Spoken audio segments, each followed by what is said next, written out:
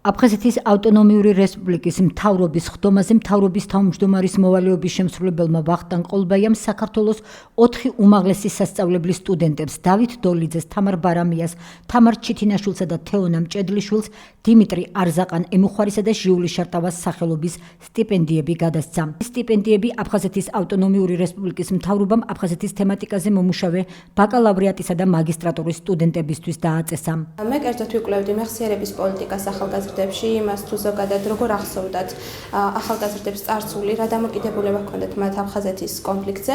ამის შედეგად მე გადმომეცა სტიპენდია არზაყან ემუხვარის, სტიპენდია გადმომეცა აფხაზეთის მთავრობამ და ძალიან დიდი მადლობა მინდა გადაუხადო მას. ჩემთვის ძალიან მნიშვნელოვანი დღე იყო, რადგანაც აფხაზეთის მთავრობამ გადმოგცა დიპლომები, რომელიც დავიმსახურეთ იმისათვის, რომ მოვიპოვოთ ჟიული შარტავას სახელობის სტიპენდია.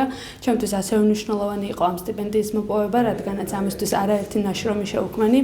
მივიღე რამდენიმე კონფერენციაში მონაწილეობა და როგორც იტყვიან, შრომამ დაფასება მოიპოვა და დიდი მადლობა მათ ამისთვის. სტიპენდიაზე წარმოადგინა ჩემო უნივერსიტეტმა.